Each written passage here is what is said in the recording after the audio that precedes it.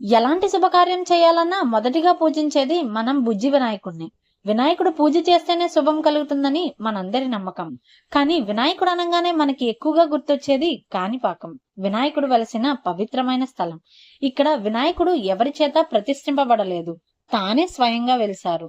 అందుకే వినాయకుడు కాణిపాకం స్వయంభూ వెలిసారు అని అంటారు. కాణిపాకంలో వెలిసిన బుజ్జి వినాయకుడి గురించి అయితే మరికొన్ని విషయాలు తెలుసుకుందాము. అంతకంటే ముందు మన ఛానల్ గనక ఫస్ట్ టైం చూస్తున్నట్లయితే సబ్స్క్రైబ్ చేసుకోండి, పక్కనే ఉన్న బెల్ నోటిఫికేషన్ ని క్లిక్ చేసుకోండి.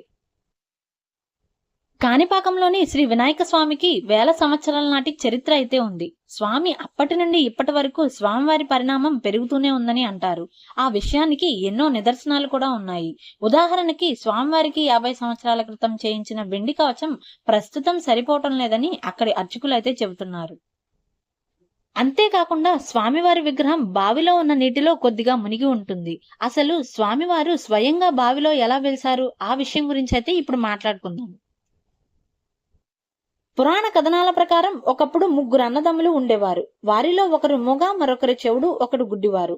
ఇలా ముగ్గురు 3 అంగవైకల్యాలు కలిగి ఉండేవారు. వారికి ఒక చిన్న పొలం ఉండేది. ఆ చిన్న పొలంలో సాగు చేసుకుంటూ కాలం గడిపేవారు.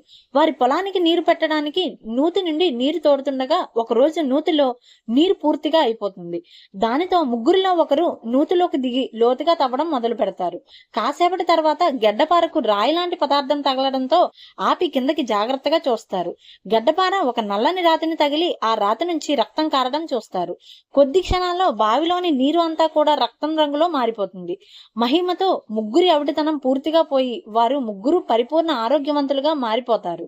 ఈ విషయం విన్న చుట్టుపక్కల గ్రామస్తులు తండోపతండాలుగా నూతి వద్దకు చేరుకొని ఇంకా లోతుగా తవ్వడానికి ప్రయత్నిస్తారు. వారి ప్రయత్నం ఫలించకుండానే వినాయక స్వామి వారు స్వయంగా విగ్రహం ఊరే నీటి నుండి ఆవిర్భవిస్తారు. ఈ మహిమను చూసిన ప్రజలందరూ ఆయన స్వయంభూడు అని గ్రహించి చాలా కొబ్బరికాయలు తెచ్చి కొబ్బరికాయల నీటితో అభిషేకం చేస్తారు. ఈ కొబ్బరి నీరు 1.5 ఎకరం దాటే ప్రవహిస్తుంది. దీన్ని కాణిపరకం అని తమిళ పదంతో పిలిచేవారు. రాను రాను కాణిపాకంగా పిలుస్తున్నారు. ఇప్పటికీ స్వామివారి విగ్రహం నూతిలోనే ఉంటుంది. స్వామివారి పరిణామం రోజు రోజుకి పెరుగుతూనే ఉంటుంది. ఈ వీడియో గనక మీకు నచ్చినట్లయితే తప్పకుండా లైక్ చేయండి. మరిన్ని ఇంట్రెస్టింగ్ వీడియోస్తో మళ్ళీ కలుస్తాం.